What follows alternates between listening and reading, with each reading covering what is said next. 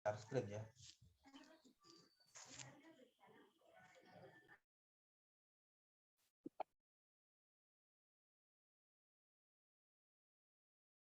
Ya Pak, jadi saya sebelumnya ikut terkait Kampus Merdeka Pak, dan sebelumnya juga kemarin baru jadi terkait surat tugas Bapak mengenai surat tugas PKL yang telah dibuat nanti.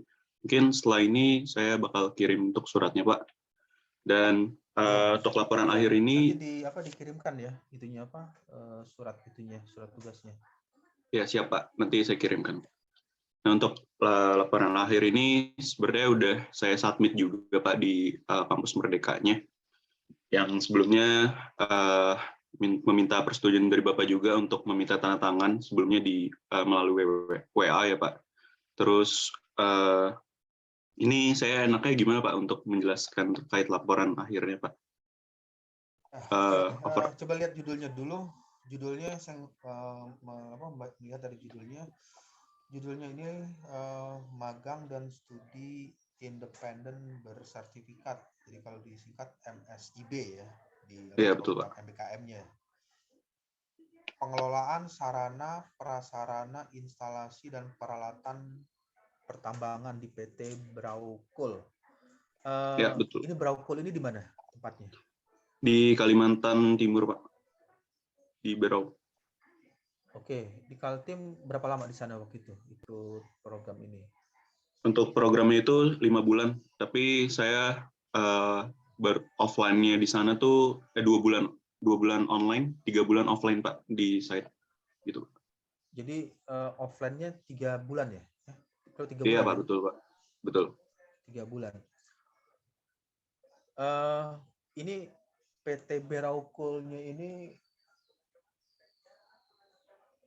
coba nanti ditanyakan nih ke sana ke Beraukulnya itu dia boleh namanya itu boleh keluar nggak di bagian tertulis, misalnya kan biasanya kan kalau ada juga perusahaan itu tidak ingin namanya atau data-data data-data privacy dari perusahaan itu keluar atau terpublikasi. Nanti coba ditanyakan di bagian sana di Beraukulnya itu kalau misalnya dia membolehkan atau mengizinkan untuk PT-nya bisa keluar nama nggak apa-apa, tapi kalau misalnya yang di menggunakan inisial atau menggunakan misalnya simbol XXX, jadi nanti dituliskan pengelolaan sarana prasarana instalasi dan peralatan pertambangan di PT XXX, jadi nggak disebutkan namanya, tapi isinya menjelaskan tentang itu. Nanti coba dikomunikasikan ke sana. Ya, terus apa yang dilakukan di bagian tersebut? Baik Pak, saya langsung aja mungkin Pak ke terkait hal yang dilakuin. Sebenarnya ini proyek baru ya Pak. Jadi proyek yang sebelumnya belum ada di PT tersebut terus dijalanin sama saya, dan ini kerjanya tim sebenarnya Pak. Untuk di departemennya itu untuk anak magang itu sendiri cuman saya sendiri, sisanya pegawai. Jadi untuk pelaksanaan itu sendiri, dan untuk apa yang dikerjainnya pertama-tama tuh saya melakukan terkait tahapan proyek Pak. Jadi pertama kali saya dalam melaksanakan kerjaan itu saya melakukan identifikasi dulu Pak untuk pemenuhan kelayakan yang setelah berjalan Pak di PT Brokol itu, untuk mengetahui langkah terbaik yang saya bisa lakuin untuk memberikan inovasi supaya proyek ini bisa berjalan dengan baik gitu Pak. Nah, pertama saya identifikasi ini saya lakuin secara online Pak sebelumnya, yang selama 2 bulan itu sebelum akhirnya datang ke Kalimantan Timurnya untuk mengimplementasikan dari hasil identifikasi saya gitu Pak. Jadi terdapat ada 5 poin Pak dari pengelolaan SPP ini, di mana 5 poin SPP ini merujuk pada peraturan Kepdirjen Pak. Jadi ada peraturan yang mengharuskan perusahaan untuk mengelola SPIP, dan dari 5 poin ini yang menjadi fokus utama itu terkait kelayakan SPIP, di mana harus ada pemenuhan pemeriksaan terkait sarana prasarana instalasi peralatan pertambangan di PT Brokol atau di setiap perusahaan tambang gitu Pak. Setelah dari identifikasi, saya memperoleh data dari data yang dihimpun dari setiap kontraktor tambangnya itu dengan data yang terupdate di dalam Bicomline, salah satu sistem yang ada di PT Brokol itu diketahui bahwa masih ada prasarana sama instalasi yang belum terlaksana sepenuhnya gitu untuk pengelolaan SPP ini. Dan salah satu pengelolaan SPP ini sebagai syarat untuk penerbitan surat izin operasi. Jadi kalau misalkan kendaraan mau dipakai itu harus ada izinnya, dan salah satu izinnya itu ada proses pemeriksaannya terkait kelayakan dari sarana maupun prasarana serta instalasi maupun peralatan pertambangan gitu Pak. Nah setelah itu saya melakukan rencana proyek dari identifikasi tersebut, apa hal yang akan dilakukan. Jadi ada 7 step yang bakal dilakuin gitu. Pertama itu ada identifikasi, terus ada perencanaan proyek, terus pelaksanaan workshop sebagai salah satu output yang bakal dilakuin gitu untuk terlaksananya program tersebut, proyek tersebut gitu Pak. Nah habis itu pelaksanaan pengujian, terus juga ada evaluasi dan revisi, terus ada pembahasan final draft, dan yang terakhir register ke dalam sistem di PT Brokol itu sendiri. Dan hasil dari rencana proyek ini, sebelumnya ini ada rencana masalah gitu Pak, rincian masalah yang saya setelah teliti Pak. Jadi ada fishbone gitu yang saya buat di dalam proyeknya. Saya masukin juga sebenarnya di PPT presentasi akhirnya gitu Pak, supaya bisa menyusun rencana proyek ini gitu Pak. Dan lanjut ke selanjutnya, ini saya melakukan pelaksanaan workshop Pak. Ini dihadiri oleh setiap pengawas dari masing-masing kontraktor tambang, karena di PT Brokol itu merupakan owner dari konsesi tambangnya, dan kita memiliki ada sekitar ribuan mitra kerja Pak. Tapi kalau untuk khusus terkait mining kontraktornya itu ada 8, itu ada Madani, Rikobana, Buma, terus Pama, ada FAD juga, ada KDC Pak, yang merupakan kontraktor besar yang mengelola konsesi wilayah tambang ya di PT Brokol. Nah, dari hasil tersebut kita juga memiliki masukan terkait rujukan untuk referensi terkait pembuatan form pemeriksaan yang bakal dijalankan oleh tiap mining kontraktornya gitu Pak. Dan data sebelumnya itu hanya ada 3 terkait formulir pemeriksaannya, itu ada terkait sarana, alat berat, A2B itu alat-alat berat, dan juga ada permesinan Pak. Dan setelah dari 3 ini ternyata pas kita rujukin, kita pisahin dan kita rinciin berdasarkan peraturan dari Kepdirjennya tersebut, itu ternyata kita bisa menemukan sekitar 30 form Pak, dari 3 form menjadi 30 form pemeriksaan baru untuk kelayakan dari SPP itu sendiri gitu Pak.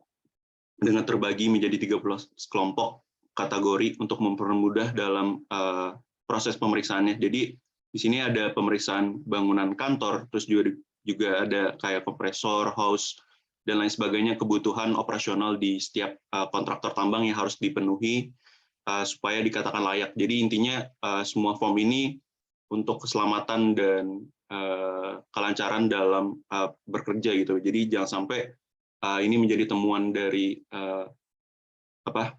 pengawas, dalam hal ini tentunya Kementerian SDM, ketika menemukan hal yang akan berakibat kerugian secara material maupun secara sumber dayanya sendiri gitu ya. Jadi bagaimana cara mencegah untuk meminimalisir kecelakaan kerjanya itu sendiri Pak. Makanya ada form terbaru ini guna menekan hal-hal yang tidak diinginkan terjadi gitu. Dari 3 form yang awal ini menjadi 30 form rekomendasi. Dan untuk hasil formulirnya itu contohnya seperti ini, Pak. Kita buat sekitar 30 form, dan yang tadi dihadiri oleh 8 perwakilan mining kontraktor untuk membuat form tersebut gitu, Pak. Di sini saya tugasnya untuk ngelit dari pelaksanaan workshop supaya 30 form ini benar-benar bisa terlaksana dengan baik gitu, Pak. Ini untuk Oke, dokumentasi. dipercepat aja penjelasannya sekitar 2-3 menit lagi ya. Iya, Pak, siap, Pak. Untuk selanjutnya, setelah dari proses pembuatan, kita melakukan proses verifikasi lapangan terkait formulirnya tersebut, apakah sudah sesuai dan menerima masukan dari setiap kontraktor yang kita datangin gitu ya. Kira-kira bangunan ini form ini sesuai atau tidak di lapangan. Jadi kita mengumpulkan informasi untuk nantinya melakukan tindak lanjut perbaikan dari hasil verifikasi di lapangan. Kita mendapatkan 22 hal yang harus diperbaiki dan harus melakukan pembahasan lebih lanjut. Dan untuk di pembahasan lebih lanjut ini kita membuka workshop lagi. Di situ saya melihat untuk pelaksanaan workshopnya supaya form ini benar-benar bisa terlaksana dengan baik gitu. Dan akhirnya kita telah selesai untuk melakukan perbaikan, dan di sini kita ngelakuin workshop lagi, Pak, untuk menyelesaikan masalah agar formulir ini bisa benar-benar terlaksana dan dijalankan di PT Brokol. Dan terakhir nih saya melakukan register formulir commissioning kelayakannya, Pak, ke dalam sistem, dan ini tahap sekarang ini masih dalam proses di Brokolnya karena untuk terkait sistemnya itu masih menunggu karena waktunya terbatas ya, saya di sana cuma bisa 3 bulan, jadi untuk proyek ini sudah masuk ke dalam sistem, namun masih bakal dilanjutin lagi untuk membuat flowchart terkait pelaksanaan di lapangannya nanti, Pak, untuk penerapan terkait formulirnya. Jadi mungkin itu sih, Pak, yang saya bisa sampaikan terkait proyek di program magang saya di PT Brokol. Kurang lebihnya kayak gitu, Pak.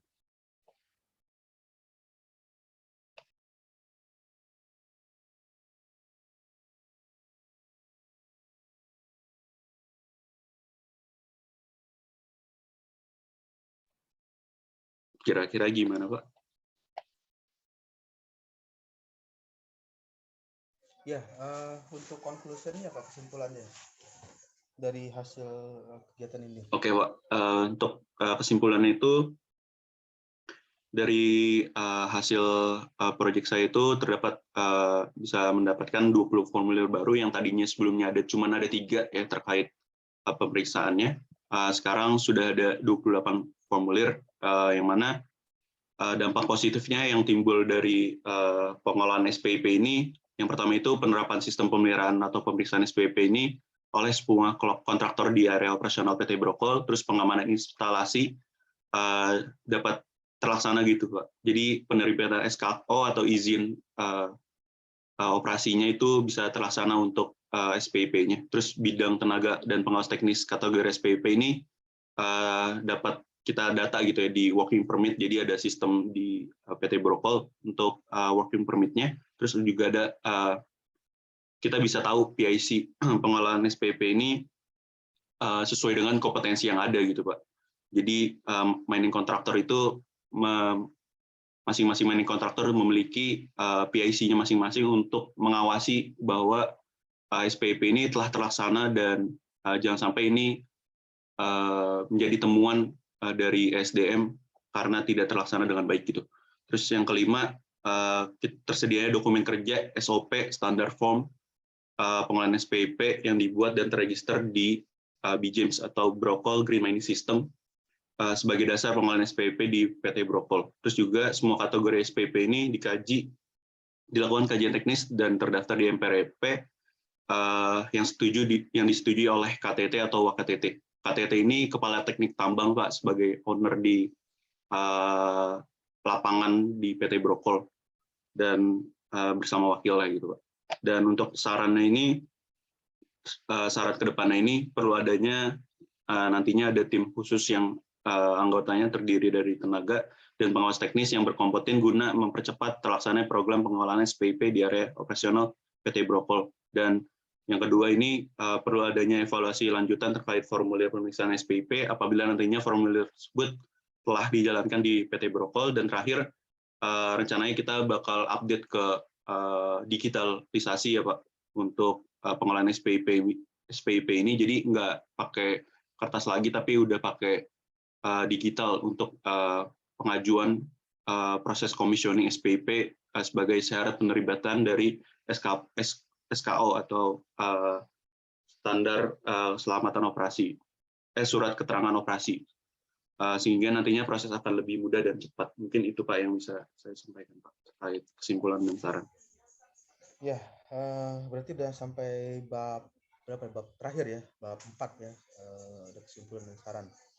Iya Pak. Kemudian untuk ininya sudah di-upload ya, yang kemarin itu di mana? Di apa? Iya Pak, di platform sudah di-upload Pak. Ya, kalau misalnya udah, kalau dari saya ya saya rasa cukup, laporannya udah bisa di apa? Dikirimkan, sudah di-upload. Coba kembali lagi ke ini, ke bagian apa atas tadi, di bagian judulnya pengelolaan sarana prasarana instalasi dan peralatan pertambangan.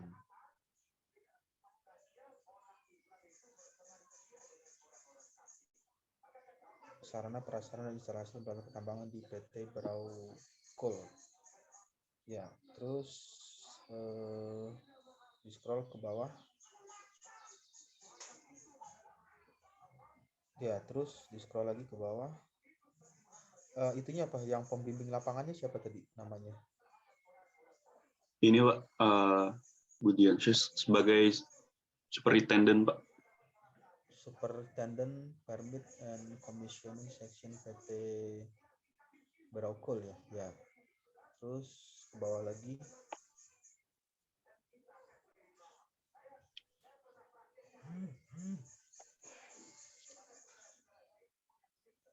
Oke, terus latar belakang 1.2-nya apa? Ruang lingkup, tujuan, kemudian terus langsung bab 2 ya?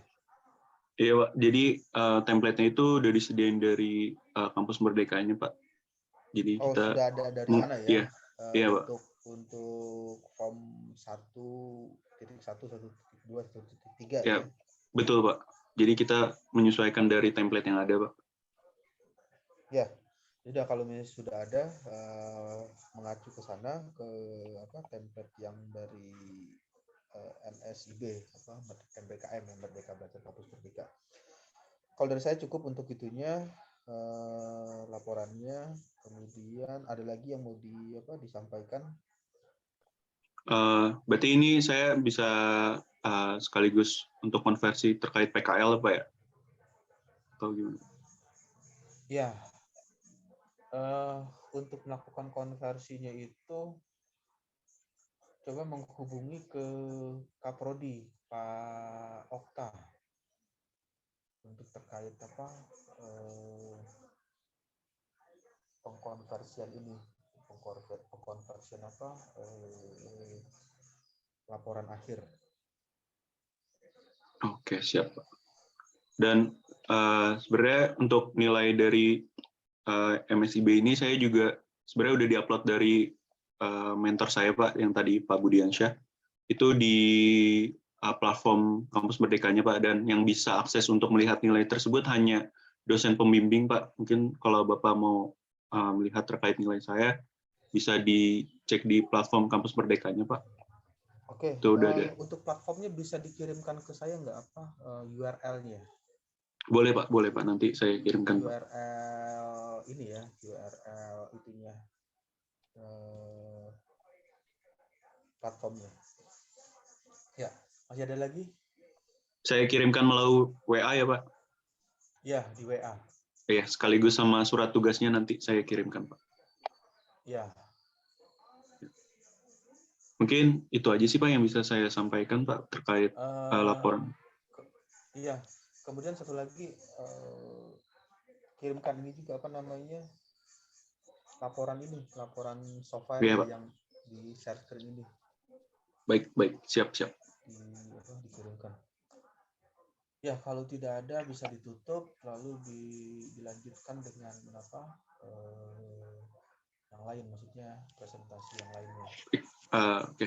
Terima kasih Pak Damora atas kesempatannya Pak, sehingga saya bisa menjelaskan terkait laporan PKL saya. Kurang lebihnya mohon maaf. Wassalamualaikum warahmatullahi wabarakatuh. Terima kasih Pak Damora. Ya. Silakan teman-teman yang mau.